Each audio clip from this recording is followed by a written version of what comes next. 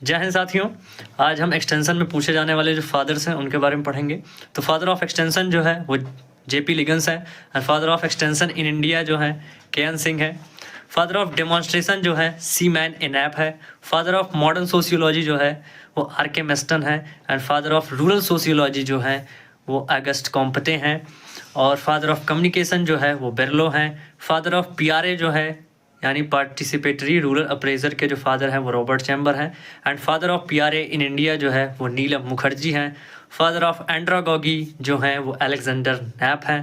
And father of learning जो है वो ई थॉर्नडाइक हैं। Thank you and have a nice day. जय किसान साथियों, कैसे हो आप सब। आज हम एक्सटेंशन के एक इम्पॉर्टेंट टॉपिक की बात करेंगे, रूरल डेवलपमेंट प्रोग्राम। तो रूरल डेवलपमेंट प्रोग्राम को एरा के बेसिस पे दो कैटेगरी में डिवाइड किया गया है, pre independence era and post independent era. तो प्री इंडिपेंडेंस एरा यानी स्वतंत्रता के पहले जो प्रोजेक्ट चलाए गए थे हम उनकी बात आज करेंगे इस वीडियो में। 1901 में फेमाइन कमीशन चला था जो ब्रिटिश गवर्नमेंट के द्वारा चलाया गया था। दूसरा हमारा है 1903 में मॉडल विलेज प्रोजेक्ट चला था जो कि डैनियल हैमिल्टन के द्वारा चलाया गया था। उसके बाद 1905 में सर्वेंट ऑफ इंडियन सोसाइटी जो कि गोपाल कृष्ण गोखले के द्वारा चलाया गया था। उसके बाद 1920 में गुड़गांव प्रोजेक्ट जो कि हरियाणा में स्टार्ट हुआ था और इसको एफ.एल. ब्राइन ने स्टार्ट किया था। उसके बाद 1921 में श्री निकेतन प्रोजेक्ट या एक्सपेरिमेंट चला था, इसको जो है रविन्द्रनाथ टैगोर ने चलाया था। और 1921 में ही सेवाग्राम जो है जो कि वर्धा में, इसको महात्मा गांधी के द्वारा स्टार्ट किया गया था। जय किसान साथियों, पार्ट 2 के वीडियो में आपका स्वागत है। इसके पहले वीडियो में हमने प्री इंडिपेंडेंस एरा में जो इम्पोर्टेंट प्रोजेक्ट चलाए गए थे उनको हमने पढ़ा था। हम सेवाग्राम तक पढ़े थे, उसके बाद भी कुछ इंपॉर्टेंट और भी प्रोजेक्ट हैं जो कि इस वीडियो में हम कवर अप करेंगे। तो 1928 में मारथंडम प्रोजेक्ट चला था जो कि स्पेंसर हैच के द्वारा चलाया गया था। उसके बाद 1945 में इंडियन विलेज सर्विस जो कि टी मॉशर और बी.एन. गुप्ता के द्वारा चलाया गया था। उसके बाद जो है 1946 में फिरका डेवलपमेंट जो कि मद्रास में प्रोजेक्ट चला था और इसको जो है चलाया गया था टी प्रकाशन के द्वारा। उसके बाद जो है 1947 में ग्रो मोर फूड कैंपेन जो है ये प्रोजेक्ट गवर्नमेंट ऑफ इंडिया के द्वारा चलाया गया था। उसके बाद 1947 में ही मजदूर मंजिल जो कि नीलोखेरी प्रोजेक्ट के कॉन्सेप्ट पे वर्क करता है उसको एस.के. दे के द्वारा चलाया गया था। तो ये कुछ इंपॉर्टेंट प्री इंडिपेंडेंस प्रोजेक्ट हैं जो कि एग्जाम में बहुत ज़्यादा पूछे जाते हैं। Thank you and have a जय हिंद किसान साथियों। आज हम प्रोकार्योटिक सेल और यूकार्योटिक सेल में डिफरेंसेस की बात करेंगे। तो सबसे पहला डिफरेंस हमारा सेल साइज को लेके है। जो हमारे प्रोकार्योटिक सेल की सेल साइज होती है वो 1 से 10 माइक्रोमीटर की होती है और यूकार्योटिक सेल की जो साइज होती है वो मोर देन 10 माइक्रोमीटर की होती है। साथ ही साथ प्रोकार्योटिक सेल में वेल डिफाइंड न्यूक्लियस नहीं पाया जाता। इन प्लेस ऑफ न्यूक्लियस उसमें न्यूक्लियोटाइड देखने को मिलता है।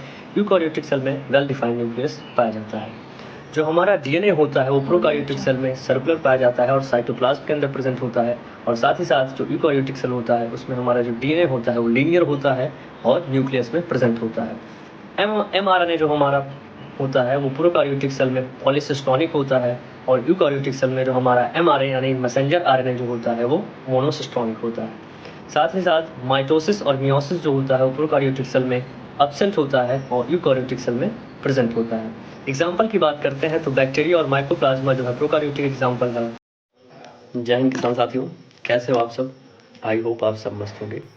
आज हम बात करेंगे इनकम्प्लीट डोमिनेंस की। तो इनकम्प्लीट डोमिनेंस क्या होता है कि जब हमारा जो डोमिनेंट एलील होता है वो रिसेसिव एलील को पूरी तरीके से सप्रेस जब नहीं कर पाता है तो उसे हम क्या कहते हैं, इनकम्प्लीट डोमिनेंस।